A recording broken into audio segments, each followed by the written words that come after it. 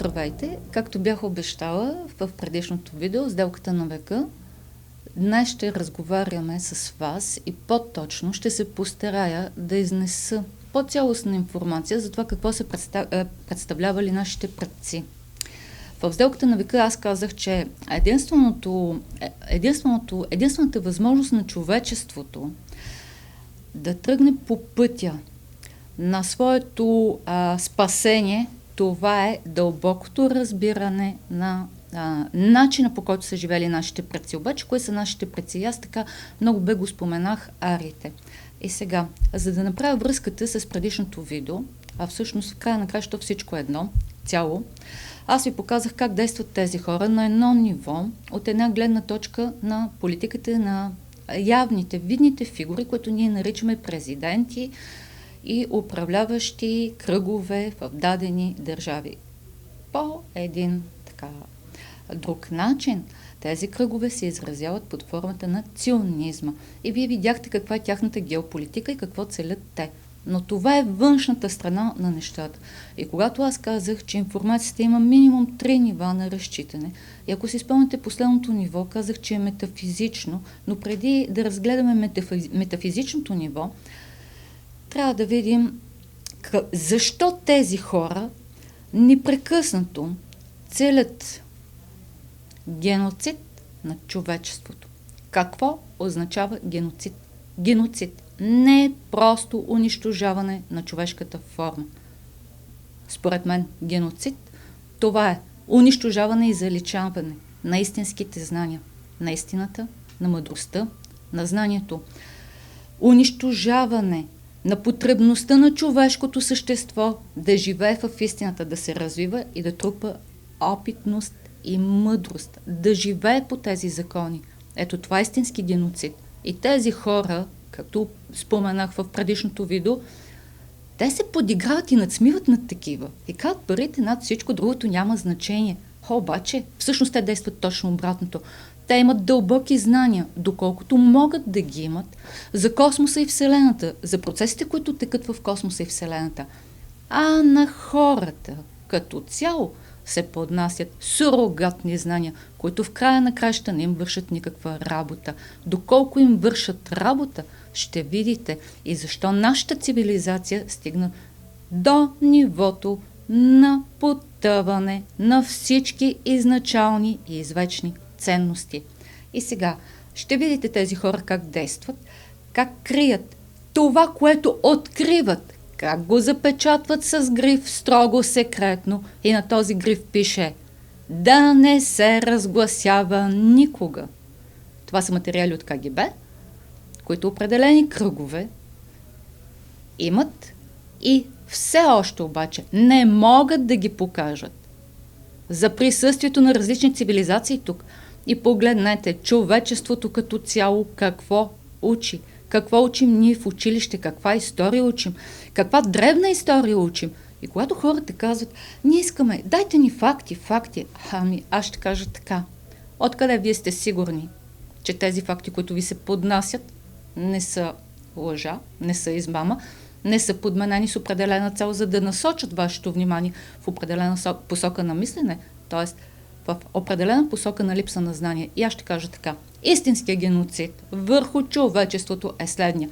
Липсата и потребността на истинско знание, на развитие, на живеене по законите, по извечните изначални закони на тази вселена, така както са живеели ариите, и аз сега ще говоря изключително много за тях, всичко това е война срещу човешката природа, срещу човешката същност.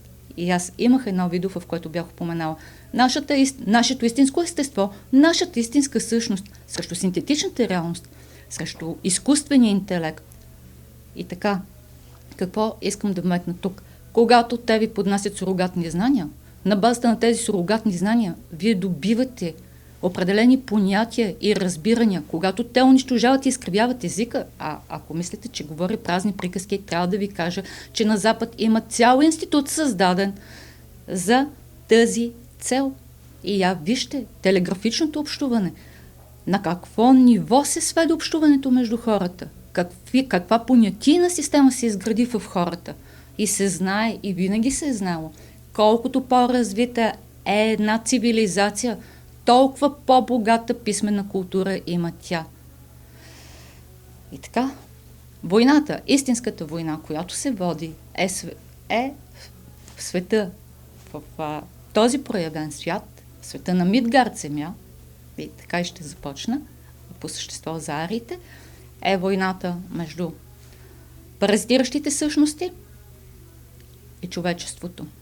Или ариите, славните ари, онези, които са живели по законите на любовта, справедливостта, и те може да се подиграят и да кажат каква любов, каква справедливост, това, че съзнанието е изкривено и е потънало на такова ниско ниво, е стигнало и хората не разбират. На хората един път им е поднесена лъжа, тази лъжа е раздвоена на две и казват това е истина, това е лъжа, а всъщност всичко е лъжа, защото истината, тя е извечна и изначална. И тези, които са живели по законите на истината, ще видите, че ги е имало и човечеството не винаги е било в положението, в което е било. Ще видите как са заличени хиляди артефакти, как, когато идват определени археолози, когато се намират находки, американски археолози идват и казват: трябва да се пренапише цялата история на човечеството.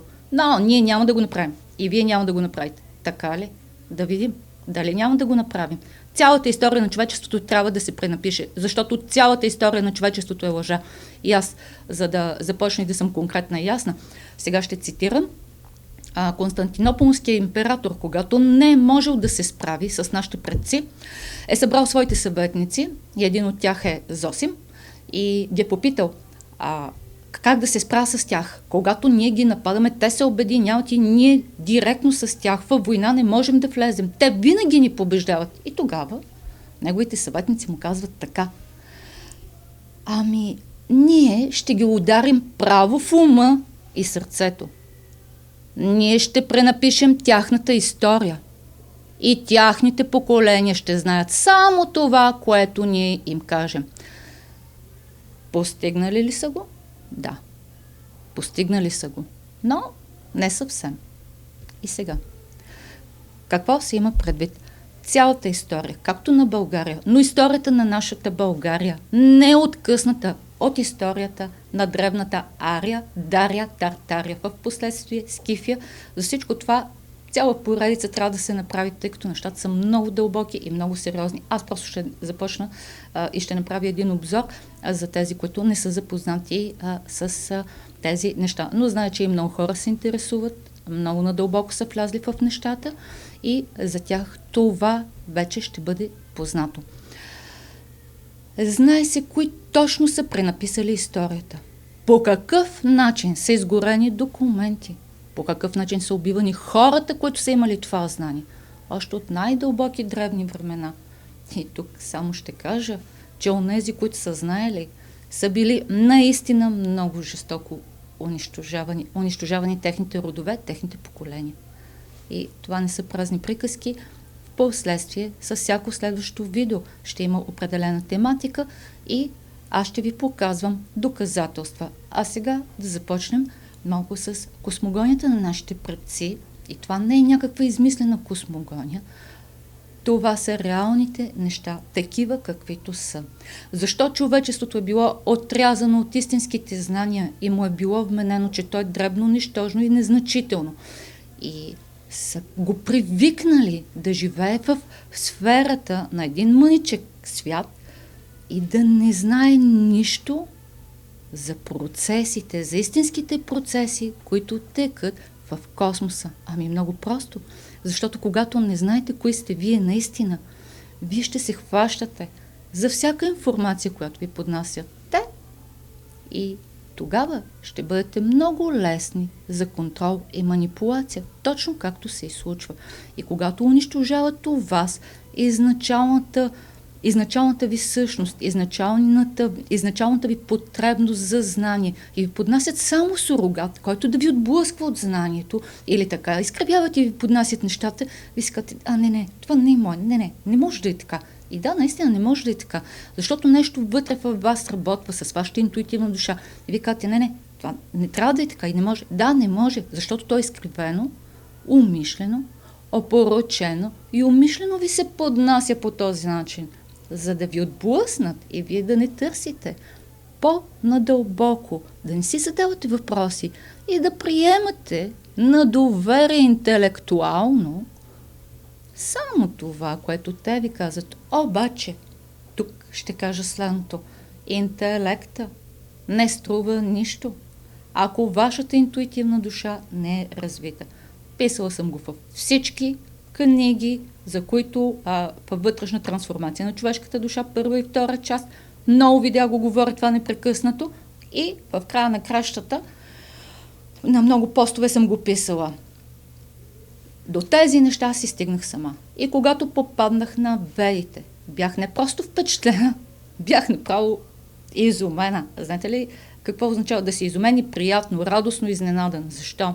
Защото това, което аз бях написала вече, същото това познание аз открих в ведите. Това беше изумително за мен. И затова реших да направя цял цикъл от видеа на тази тема, за да се види, че тези хора ги е имало и да не ми казват, че не е възможно да се живее така. Който казва, че не е възможно, пак да се замисли. Защо не е възможно за него? Защото до такава степен не се е самоограничил в своето битие и е повярвал, че това, което вижда, то е, и оттам нататък съзнанието до толкова се капсулирало и затворило, че той не си позволява да стигне до най-голямото богатство и ценност, която има в себе си. Тоест, до своята истинска същност, да работи с интуитивната си душа. И сега помислите, че това е някаква моя измислица, интуитивната душа, аз ще кажа така. Александър Пушкин казва така: умът е лъжец. Не слушайте ума и не искайте нещо безкрайно и вечно, като интуицията, вашата интуитивна душа, да вкарате в логическите постулати на ума. Вие ограничавате това. То не се поддава на логика. И не го казва само Александър Пушкин. Аз в течение на времето ще посоча много сериозни хора, учени, професори, които работят, застават за това, което откриват. И хората говорят абсолютно сериозно, с доказателства и факти. Някои доказателства за бъдеще, това, което ще покажа, съм взела и от тях. Защото на 100% резонират с мен. За да започна с това, което са правили нашите древни предци, нека съвсем малка частичка ще дам от космогонията, защото това, което аз ще разкажа, ще казвам кое е мое и кое е като мое прозрение, кое резонира с мен. Всъщност, какво означава да резонира нещо с вас? Това означава вие да имате качества натрупани в себе си и вашата душа да вибрира на тези нива. И тогава вие разбирате нещата много лесно и просто. Ако няма натрупани качества, а основните качества, това са съвест, морал, мъдрост, любов. Всичко останало, завист, злоба и нататък изобщо алчност и така нататък. Нататък въобще няма да ги упоменавам. Това е признак на живот в ниските честоти. Няма как да знаете. Тогава вие ще виждате едно нещо, ще го гледате, ще го четете или ще го слушате и ще кажете: о да, добре, да. Или интересно. Но до тук, за да ви се разкрие информацията такава, каквато е в ведите, това е много високо вибрационно ниво и вие трябва да вибрирате на това ниво, да навлезете вътре в него. Вашата интуитивна душа трябва да изградила тези качества, за да можете вие да разберете по пътя на вибрацията, на трептенията, на тези енергии, за какво става въпрос наистина. И така, да започнем изначално с малко с космогонията или по-точно с това, което е станало на нашата Земя, на нашата планета Земя. Ще започна така. Цялостната космогония няма да я разказвам, защото тя я има и е доста интересна, но да се вгледаме най-сетне в нашата малка планета, наречена Мидгард Земя. Мидгард Земя означава средна Земя. Около нашата планета е имало 3 луни. Леля, Фата или Файтон, на гръцки известна, и Месец или нашата луна. Всяка една от тези 3 луни има период на въртене около Земята. Една от луните е била унищожена. Това е Фат, Файтон. Знаете астероидния пояс. друга луна е била унищожена. И това е Леля, която се въртяла за 7 дни. Между другото, Файтон се е въртял за 13 дни около Земята. Леля за 7. И ще видите, остава около Земята само една луна. И това е месец или нашата луна. Това е изначалното знание. Защо обаче тези две луни са били унищожени? И ние говорим за времена, които са вън от определенията на официалната наука. Много неофициални източници, много търсачи на истината, много достойни хора си направиха труда и изнесоха доста информация по този въпрос. И сега, когато са се водили поредната битка, когато се е водила, как Леля бива унищожена, т.е. как луната Леля бива унищожена. Този, който води битката за планетата Земя, за съхраняване на нейната цялост, за да могат същностите, които са дошли тук, така наречените ари, да битуват тук, да живеят тук, е този, който е известен от славянските веди, като Дашбог. Той води тази битка. Леля е била унищожена. На Леля са се били настанили сивите. Това са паразитиращи съзнания. Когато Леля е била унищожена, отломки от нея падат върху планетата и тогава оста на Земята се накланя. И тогава настъпват редица потопи и редица промени в климата.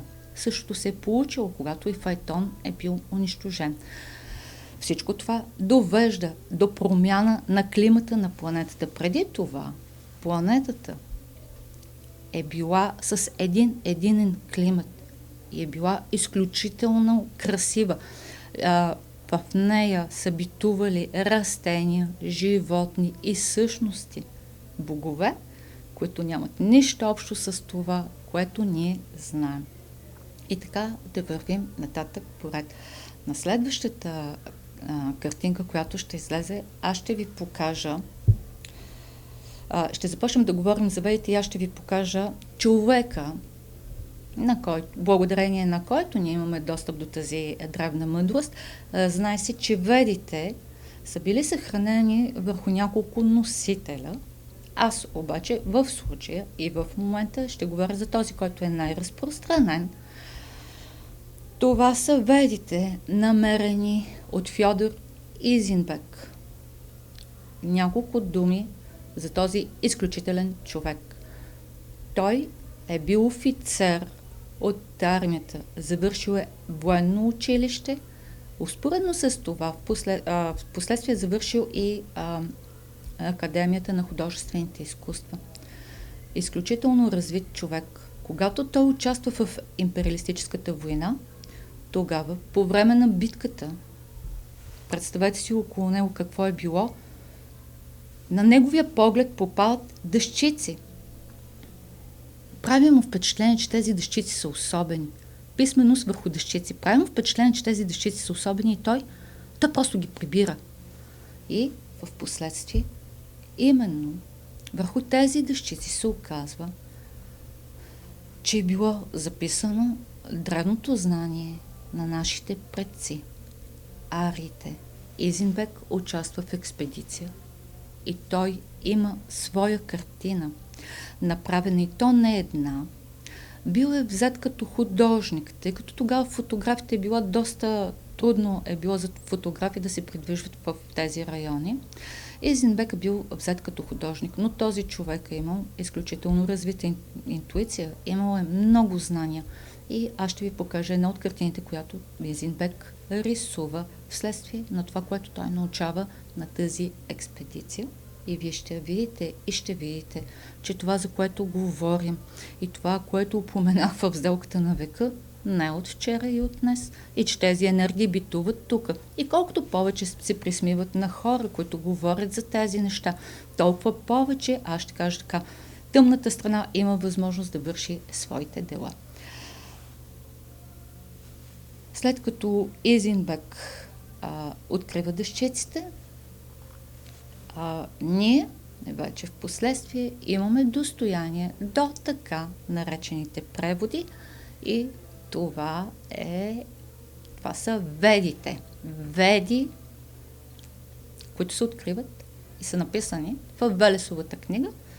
Между другото, тя е била написана в крепостта Крим и крепостта се казва със славянското име Сурош, или още по-точно, това е едно от славянските наименования на Слънцето. Да продължим нататъка. След като Изинбек открива дъщиците, след като са били преведени ведите, да видим сега по същество какво знание са притежавали нашите предци. Тук ще видите карта на Меркатор, 16 век, за Дария. В тази Дария е имало 4 основни велики раси. Аз ще кажа кои са и ще кажа как са познати в последствие на нас, поколенията, под какво наименование. Картата показва 4 основни територии. На тези 4 основни територии са живеели харийци, дарийци, святоруси и расени. Тези 4 племена дошли от небето, от небесните родове по-точно, имат и своята специфика. Имат своята специфика в очите. Очите им говорят какъв цвят е имало Слънцето към мястото, системата, на която те са принадлежали или откъде идват те.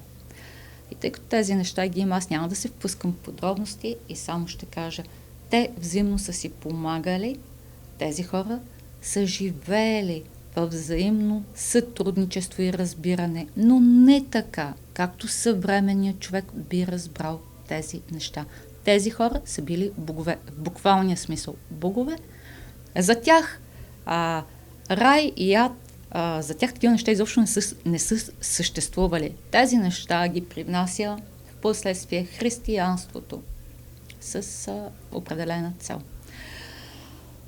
Когато тези 4 звездни рода обитават Дария, тогава климата е бил коренно различен от сега. И както казах, с унищожаването и войните, които са водили нашите предци, се е наложило тяхното преместване навътре към Урал, или това е Сибирската степ.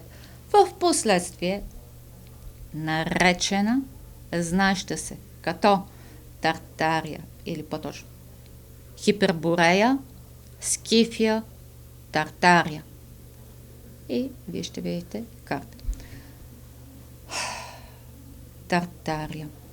Тартария е била огромна територия. В много карти я упоменават като независима Тартария. Изначалните тартари, или скифите, или хиперборейците, както искате ги наричайте, са потомци на тези 4 звездни основни раси. Тъй като те взаимно са си сътрудничили, помагали, техният светоглед е бил един и същ. Защо? Защото те идват от едно и също място. Ние ще ги наричаме от тук нататък славните ари. Последствие всичко толкова изкривено и изопачено и до нас са пристигнали, е пристигнало като наименование терминът славяни. И в терминът славяни няма нищо лошо, ако разбираме, че за терминът славяни стоят тези велики личности, тези велики същности, които са създавали не просто империи. Ще видите по какви закони са живяли те. И всичко аз постепенно ще го разгръщам. Славяни, славните ари. Ние, българите, принадлежим към тази култура и цивилизация на славните ари. И сега тук ще излезе следващата карта, в която, да, аз малко избързвам, но ще видите следващата карта, в която в Велика Тартария имаме Велика България и Малка България. Малка България и Велика България принадлежат към Волжската орда на Тартария. Казано с други думи, Тартария е била създадена на базата на орди. Всъщност, или в Тартария е имало орди, ама орда означава общност, единство. И тези общности, това единство, на всяка общност е имало княз. Отговорността на тези князе е била следната: да развиват знанието, мъдростта, духовността, да развиват култ към истината, култ към финните светове, за да могат поколенията да живеят в финните светове и да знаят какъв е този свят и как да живеят в него и никога да не губят връзка с това, което са, с Твореца на тази вселена и с енергиите, които са на тяхно разположение, ако те имат такова високо ниво на осъзнатост. Две думи за Тартария, тъй като аз много подробно ще говоря за чингизидите, за Чингис-хан, когато му дойде времето, когато започна да разгръщам нещата. Сега казах, че ще направя само един обзор. Князете, това е била тяхната роля, тяхното предназначение. Те са били абсолютно неподвластни на материалните блага. Те не са се стремяли да завладяват територии. Те не са искали да покоряват други народи, защото те са знаели истината. И сега да видим какво са знаели тези хора и защо са живяли по този начин. И аз сега ще направя тук едно уточнение и ще ви припомня, че когато говорих за Саладин, Саладин казва: да, ние не искаме да воюваме и да завладяваме територии, ние воюваме за да отстояваме своите духовни ценности. Какво има Саладин под духовни ценности? Той има предвид следното: духовните ценности на предците. На кои предци? Ето, на тези, за които говорим. Какви са били, сега с две думи, какъв е бил светогледа на ариите. Всичко това е от Велесовата книга или от Ведите. Ведите означава следното: това, което са ни оставили ариите за нас, за да може, когато дойде времето, да се пробудим, да се събудим и да осъзнаем кои сме ние наистина, да направим връзката и така да повдигнем своето вибрационно ниво. Знаещия човек е човека, който е с високо вибрационно ниво. Това е човека, който не може да бъде лесно манипулиран, но за да има високо вибрационно ниво, той трябва да отстоява истината, така както са правили предците. Трябва да има естествен копнеж към знанието и да прилага любовта на практика. И така, Веди, всъщност има два вида веди, така да се каже, познати. Едните са ведите, руските веди, така ще го кажем, Велесовата книга. Другите обаче, и тук ще излезат снимки, Джакфар Тарихи. Това са ведите на волжските българи. И сега, преди да кажа две думи за Джакфар Тарихи, само ще кажа, че в Тартария Волжската орда, знае се, че Волжската орда или Волжската общност е тази, която е дала началото на всички останали орди в Тартария. Или от нея произлизат всички останали общности в Тартария. Това е много, много важно да се знае. И ще видите как нашите приятели от тъмната страна не спят. България, Велика България е била заличена от картата на Тартария, а в последствие и Тартария е била заличена. И вие знаете, че ние нямахме никакъв достъп до тази информация до неотдавна. Така че това са много, много важни неща. Информацията излезе тук от няколко години. Допреди това пълно затъмнение. Кой направи това? Същите тези, които заличиха България от картата на Тартария. И ние се чудим кои сме, откъде сме и защо сме тук. И така, Джакфар Тарихи, казах, имаме два вида веди. Едните са българските летописи, а другите са руските.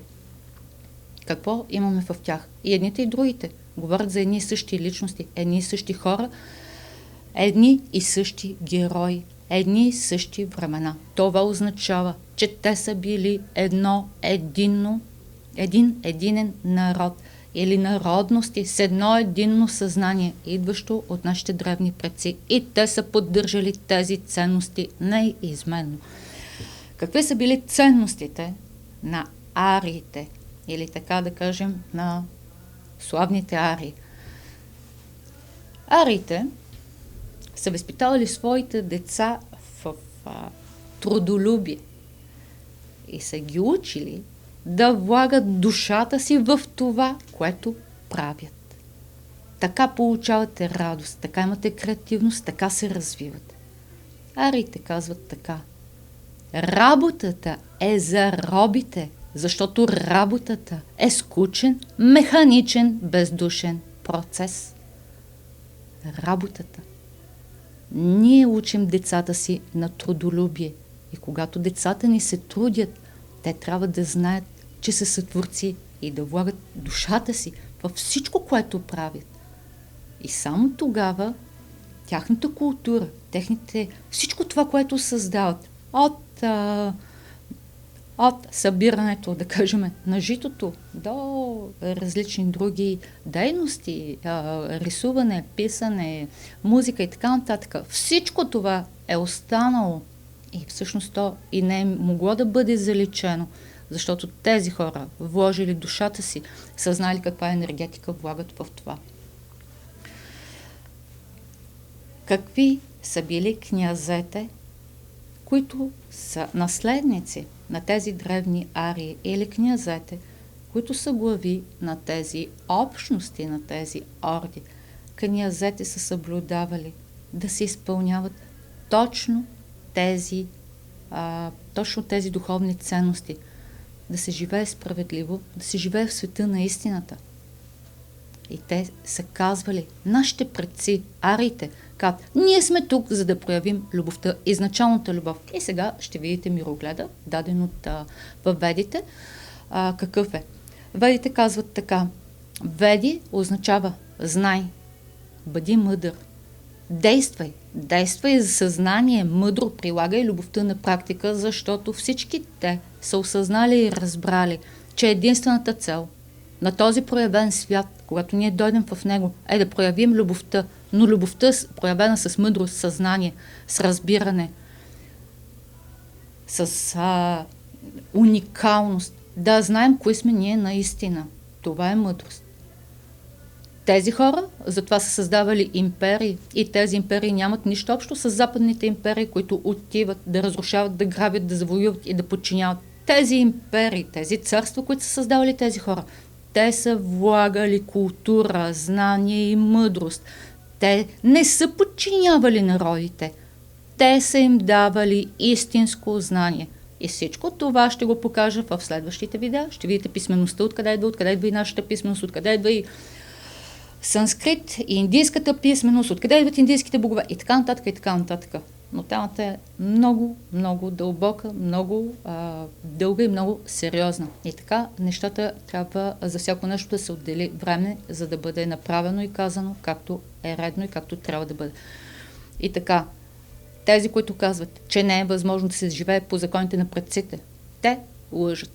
Те ви лъжат най-безотговорно. Защо? Защото същите тези хора, за които аз говорих и ви ги показах на предишното видео в сделката на века и не само тях, и в много други видеа говоря за тях. Същите тези хора знаят, че човешката същност има способността да мисли, да чувства. Да, но каквито мисли имате вие, какъвто е вашия език, такъв ще бъде и вашият начин на възприемане на света. Това са го знаели ариите и така. Има 3 основни свята на проявление. Най-общо имаме света на прави, нави и яви. Света на прави е света на правдата, на истината. Света на нави е света на астрал.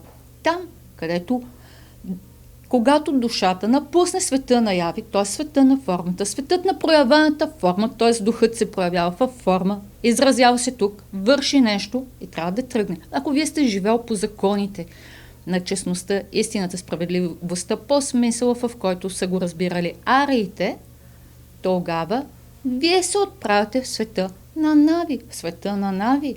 Това е свят, в който просто битуват всички тези души.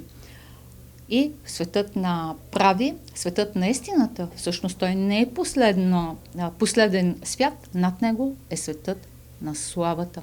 Обаче за всичко това подробно по-нататък. Точно този светоглед, точно този мироглед отразяват и славянските богове. Боговете на славните ари.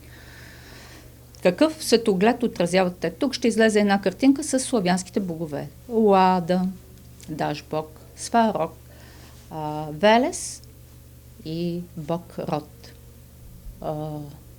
Какви качества отразяват тези богове? Мислите ли, че хора, които са имали такива възприятия и са битували непрестанно в фините енергии, проявявайки себе си, разбирайки, че те проявяват себе си тук във форма и не с нашето разбиране, защото нашето съзнание е изключително много потънало и обработено, мислите ли, че те са имали богове?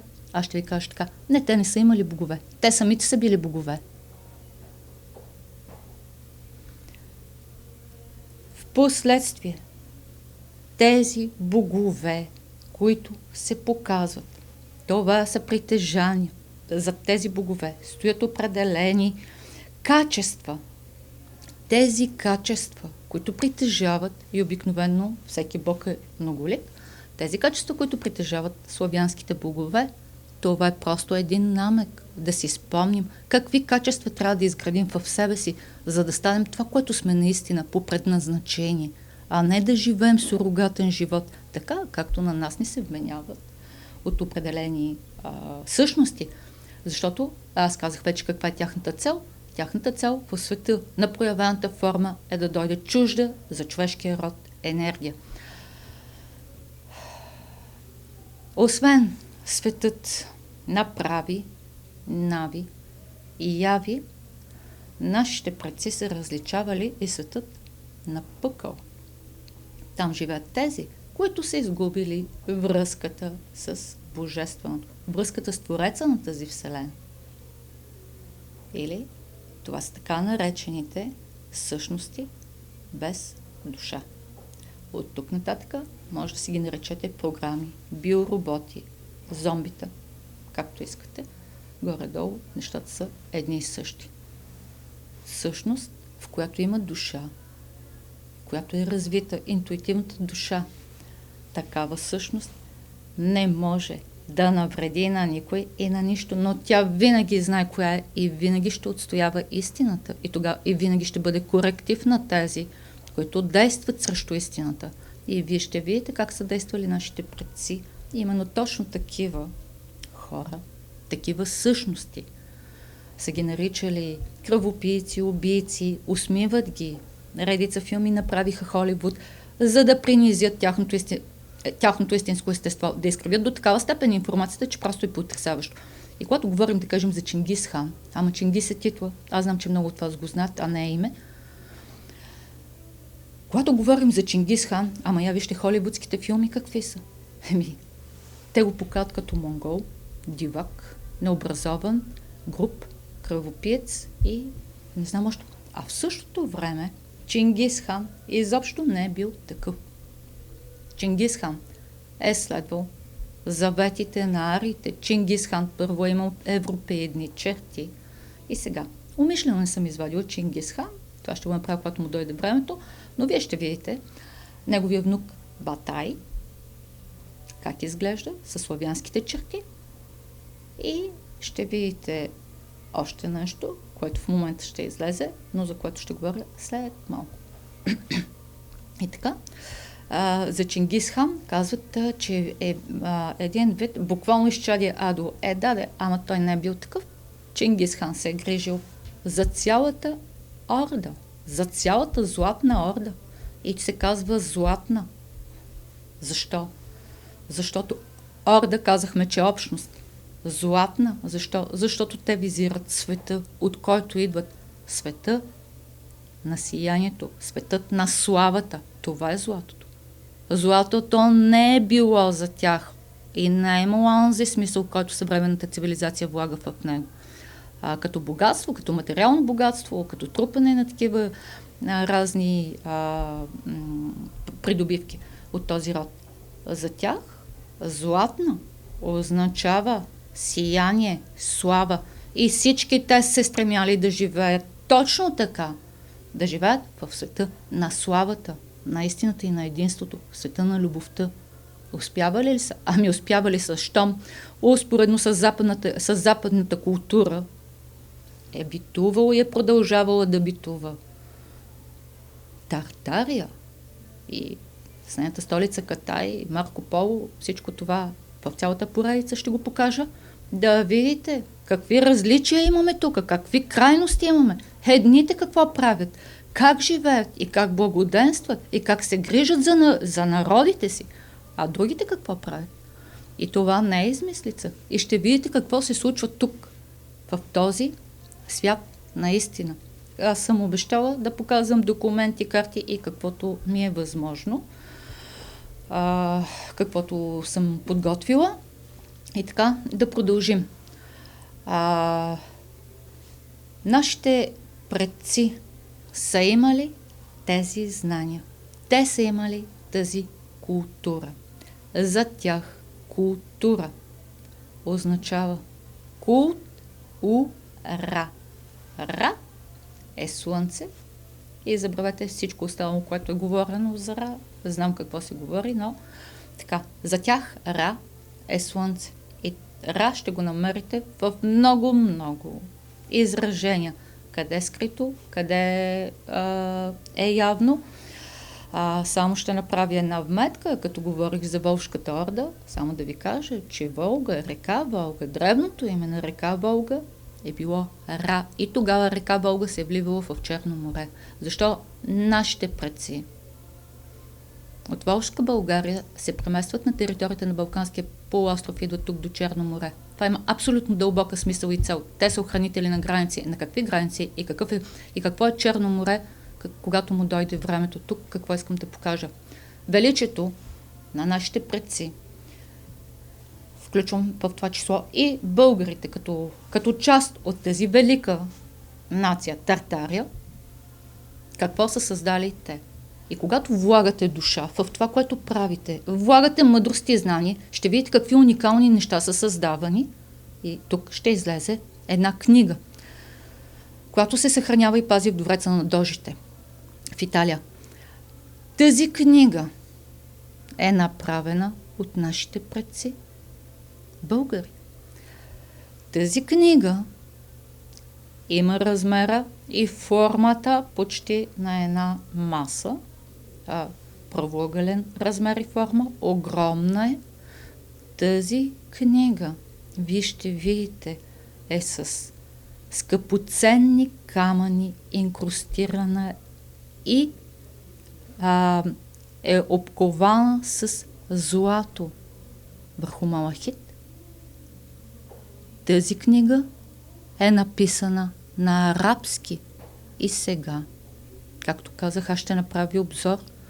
Тази книга е създадена и руснаците знаят и как. Това е Булгар-Тартар.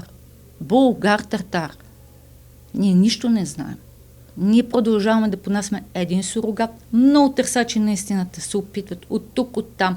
И всъщност някак нещата стоят изолирани и затворени. И нямат достъп до хората, за да се види за какво наистина става въпрос. Това великолепно произведение на изкуството, би го нарекла, в днешно време нашата цивилизация не може да го постигне. Нашата цивилизация стана изключително меркантилна, праволинейна и вижте, когато не влагаш душа, докъде стигаш? И когато влагаш душа, знание и мъдрост, докъде стигаш? И сега ще кажа така. Нашите предци са били многостранно развити личности, включвам абсолютно всички, които упоменах и които не упоменах, но и които ще упомена. Всички те са били многостранно развити личности. Каква беше целта на съвременната цивилизация? Целта на съвременната цивилизация е да ни направят право линейни, т.е. еднопосочни. Но когато вие сте еднопосочни и имате знания само в една област и само в една посока, така, казаха ни, ами то така трябва. Не трябва така. Всички тези велики личности, които са се грижили за общността, всички тези личности, нашите предци, арите, са били многостранно развити, за да не кажа всестранно развити личности. Във всяка област са имали знания. Във всяка една област, защото нищо не е отделено. Отделението става, когато съзнанието започва да потъва, когато навлизаме в тази синтетична реалност и тогава времето за нас става линейно. И ни казва, това и всичко ни е на парче. Затова и цялата наука разглежда нещата на парче и затова и до ден днешен, вече е смешно, ние се чудим, ама то има ли извънземни, няма ли? Ама аз както казах, гриф строго секретно, ама извънземни има, но никога да не се разсекретява. Защо? За да могат масите да бъдат управлявани. Това е лесно и просто. Когато нямаш истински знания, когато не си многостранно развит, когато не се интересуваш от много неща, ти се самоограничаваш. Когато се самоограничаваш, тогава не можеш да направиш така необходимите ти връзки между невроните. И повече от това. Твоята душа, нашите предци са знаели, ариите са го знаели.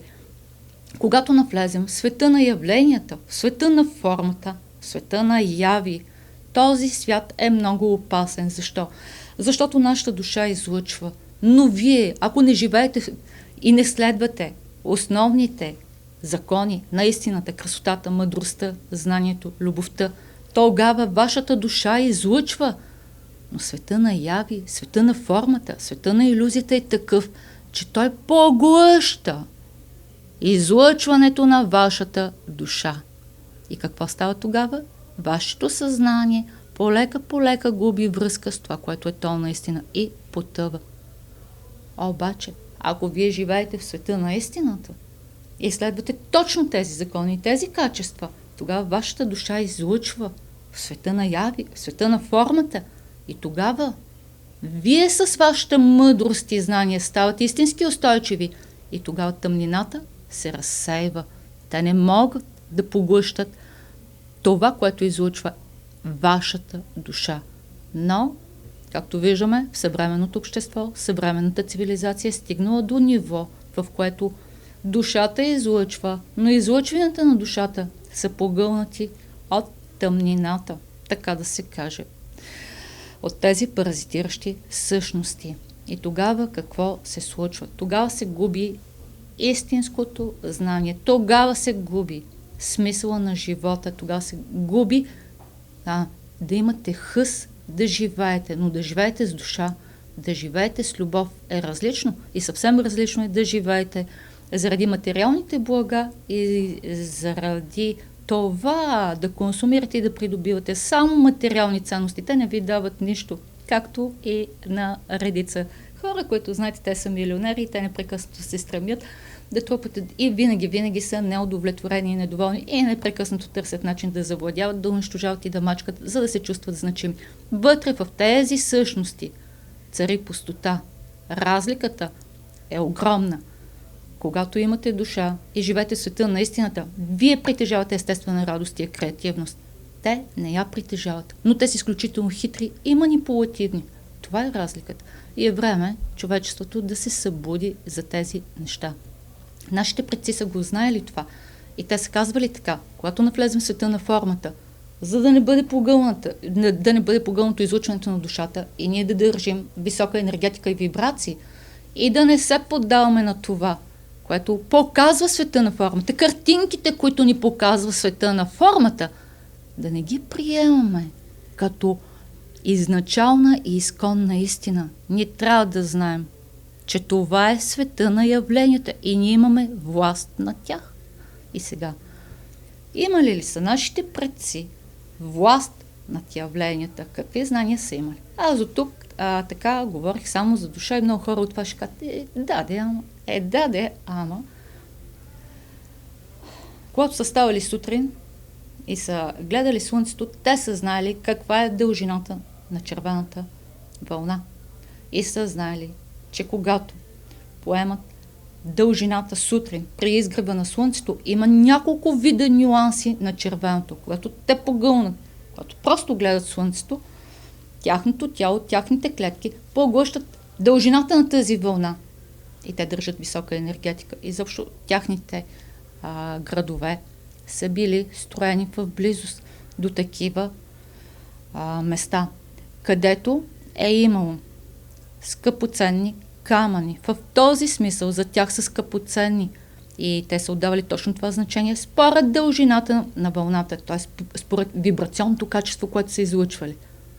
Толкова са били дълбоки знанията на нашите предци.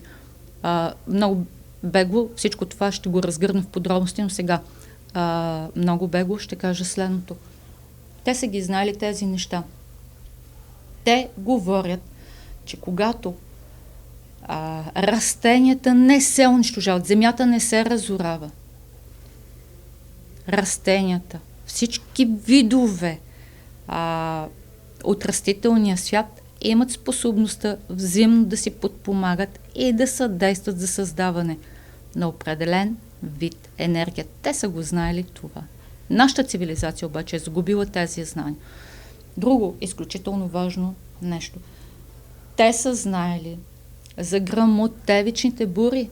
Нашата цивилизация, нашата съвременна наука, колко гръмотевични бури различава. Знаете ли те колко гръмотевични бури са различавали? И не само, че са ги различавали, а те са владеели тези стихии. Това не са празни приказки. Като се задълбочите, вие ще видите какви дълбоки знания са имали тези хора. Те не са били просто повърхностни и елементарни. Те са имали достъп до тези енергии и са ги владеели. Но са ги владеели за доброто на всички. И такова знание, когато се даде в такава силна дуалност, където битуват паразитиращи същности с паразитиращи съзнания, те могат да използват вече това знание за тяхна цел. Сега, ведите така, както са изнесени и показани, голяма част от това, което е написано в тях, има неща, които просто, почтено са казали многоточие, защото това многоточие означава, че се пропускат определени знания. Защо? Защото ако тези знания се дадат сега, нашата цивилизация като цяло е на ниско ниво. Вероятно, и по всички правила, тя ще злоупотреби с тези знания. Но, аз ще кажа така. Ако се дадат обаче знанията, коя е естествената защита на ведите, т.е. на тези древни знания? Тези, които са създали ведите, те са знаели какво правят.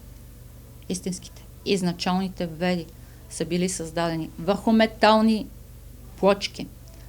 Това е материал, който не е от земен произход. Този материал е неунищожим. И вие ще видите такива метални плочки. Как са били създадени ведите? Те не са върху метал. Те не са били създадени по начина, по който хората си мислят. Тази информация си е моя. Не са създадени с прогаряне на атомния строеж, така както е направено цветето на живота в пирамидата в Сакра. Тези веди са създадени като използвана харийска каруна по пътя точно на тези знания, за които аз ви говоря. Уловени са определен вид енергийни полета. Тези енергийни полета са застопорени и са писани, дълбани енергийно върху този метал, който е достатъчно податлив на такива енергии. Да, те са неунищожими и когато дойде времето, цялото това знание ще излезе. Това са всъщност истинските веди. Но и това, което голяма част от хората имат достъп до него, никак не е малко. Ако никой не може да ви забрани да имате истинското знание. Ако вие имате тези качества и резонирате, това означава, вие имате тези качества на душата и вашата вибрационна същност е такава, че вие резонирате с енергетиката на ведите, на тези веди, за които аз говоря, тогава няма тайни. Знанието за вас се разкрива. И естествената защита на тези веди, ако вие нямате тези качества, вие ще гледате, ще слушате и ще четете, но вие не резонирате с тези финни енергии. И тогава за вас, те все така или иначе, ще бъдат затворена книга. Може да ги изучавате, може логически да търсите връзки и така нататък, но те ще бъдат затворена книга. Без развитие на вашите финни енергии. Това е простата истина. Всичко това, което говоря, както казах, нашите предци са имали предназначение да дойдат тук на Балканския полуостров. Да бъдат точно тук, на тази територия. Това има дълбока смисъл и цел. Аз обаче смятам да приключа до тук с изнасянето на тази информация. Защо? Защото ведите, това е едно безкрайно знание, една безкрайна мъдрост. Който е имал тази вибрационна основа и се е докоснал до ведите, той е дал изключително знание на човечеството. Ще кажа само един човек, а вие оттам нататък си правете изводите. Този човек е Никола Тесла. Човека, който дава и говори за свободната енергия. Никола Тесла е човека, който е чел ведите. И Никола Тесла публично го признава. Но това е един от малцината, който признава публично, че е чел ведите и неговото знание от ведите. Неговото знание от ведите. И той говори за ядрото и за същността. Защото Никола Тесла, когато говори за свободната енергия, ако си спомняте, аз в една статия и мисля, че в един от семинарите казах така. Едно намигване от Никола Тесла към всички нас. Свободната енергия ще бъде достъпна само за свободни хора. Свободен човек, знаете ли какво означава? Свободен човек означава първо да е натрупал всички тези качества. Когато натрупваш тези качества, любов, свобода, живееш без страх, живееш света на истината, уважава себе си, но уважаваш и проявлението на другите, но винаги ще им бъдеш коректив по съответния начин, когато те постъпват неправилно и така нататък. Тогава вътре в човешкото тяло, и аз ще говоря ниво човешко тяло, въобще няма да отивам в фините енергии, тогава започват да се събуждат и се правят връзки по гръбначния стълб и не сам. И тогава за вас е естествено да се премествате в финните измерения. Не са ви нужни никакви технологични средства. Не са ви нужни. Летящи кораби, не ви е нужно да изпадате под хипноза. Не са ви нужни никакви методики за промяна на съзнанието. Вие естествено битувате в тези светове. Е това, което е направил и Тесла. Оттам е информацията на Никола Тесла. И не само на него. Но аз давам тази личност като знакова за неговите открития. И вие знаете, че откритията на Никола Тесла стоят в редица наши изобретения. И последно, за ведите. Всичко, което знаете като веди, ние имаме индийски веди, много хора ще кажат, да, Аюрведа, Махабхарат и така. Да, точно така. Но тяхната основа съдържат ведите на ариите и те го знаят и го признават това. Самите индийци го признават, китайците го признават. И така, ведите на ариите, на древните славни ари. Какви познания са имали? И вътре, точно в тези веди, те говорят точно за тази технология, която ще дойде. Те говорят за века, в който ние живеем, те говорят за времето на Кали Юга и, между другото, според ведите, ние живеем в лето от сключването на мира. От сключването на мира между арийците и тези същности, паразитиращи, които идват тук. Да, войните, които са водили, най-накрая това е довело до сключване на мир. Какво е било летоброенето на нашите предци? Е коренно различно от това. Аз ви казах, че календар е изкуствено създаден с цел човешкото съзнание да бъде подведено и да бъде вкарано в една така синтетична реалност. Да, така ли? Да, така е. Космогонията е нещо. Космогонията не е просто космогония. Това е знание. Знание за истината, така каквато е. И по-нататък вие ще видите какво са знаели нашите предци. Разбира се, прабългарите, не случайно се говори толкова за този календар, който са имали прабългарите. В края на кращата календара на прабългарите се базира, както и не само на прабългарите, се базира именно на тези знания, на древните арии. Оттам идват истинските знания. Затова те са ариите. Законът на ариите е бил такъв последствие на славните арии, на тези 4 основни раси, които идват тук в територията към Урал, Сибир, след потопите, които стават. Тяхният закон е бил да защитават земята на която принадлежат. Тоест, територията, на която принадлежат, да я защитават. Те наистина са правили това. И те са знали какво правят. И са знали, че тази земя, на която те битуват, на която те живеят, е свещена. И са го правили. Не случайно Тартария се казва Тартария. Това са имената на енергии, същности. И аз ще кажа така. И с това ще завърша. Тартария за нашите древни предци ариите е място на първичната светлина в космоса. Място, където се заражда първичната светлина в космоса. Това нещо можете да го откриете и в орфическото познание. И отново ще повторя. Тартария е място, където се заражда първичната светлина в космоса. Ето такива познания са имали нашите предци. На земно ниво Тартар идея имаме. Тартар е съответно етера, идея е земята. Какво говори това? Я вижте, тези хора, а в днешната наука едва прохожда в това и казва, етера, да, ама той етер е преносител на различни видове енергии, ама те са го знали това и са го използвали, но са го използвали за благо, не във вреда. Те първо се откриват, че етер е този, който сътворява ама ариите са знали, че огъня, водата и редица други енергии вътре в същността на етера битуват точно тези неща. Обаче, за да имате тези познания, трябва да сте изчистил всичко останало и да притежавате тези качества, за които говорих. Света на истината, света на любовта и на мъдростта. И тук може на меркантилното съзнание да изглежда много наиграно и смешно.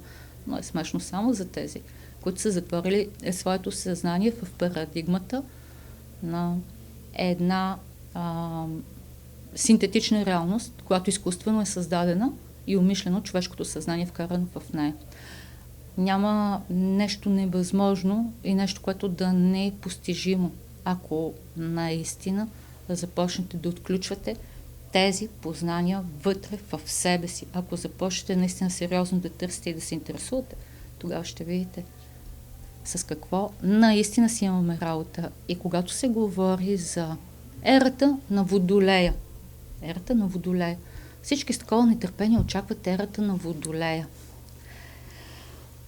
Според славянското вярване, ерата на Водолея не е нищо друго, освен това е чертога на Бог Велес. Ама Бог Велес е този, който покровителства, аз ще кажа така, възражда поезията, музиката, магията, по смисъл, разбирайте, работата с различни финни енергии и така нататък. И още нещо, най-важното нещо, точно този вид енергия подкрепя онези, които имат потребност да знаят истината. В търсенето на истината. И сега, вижте, така ли или не, вижте какви знания са имали нашите предци. Ние вече живеем във време, в което се разкрива истината. Всичко, което е било строго секретно, всичко, което е било като бяло поле в съзнанието на хората, полека започва да просветлява. Я вижте колко много информация излиза. И то сериозна, съществена информация от хора на много високи нива. Какво се случва тук? Навлизаме ли в тази ера? Навлизаме в ерата на истината. И ако вие не вибрирате с тези вибрации, вие няма да имате място в този чертог или в това ново проявление на съзнанието. Просто вие сами се отсявате, никой не ви отсява. Живеем в свят на крайни дуалности и ние имаме право да избираме. Затова сме тук. В каква посока ще се насочим? Всеки сам избира. И знайте, никой не ви избира. На пръв поглед изглежда така. Те са по-силни, тъмнината е по-силна. Да, тя е по-силна, защото притежава определен вид знания. Тя ги е крила от вас, на вас, на нас, на човечеството. Е дала сурогатни знания, с които ние нищо не можем да направим. Освен да бъдем послушни роботи. Нищо друго не можем да направим.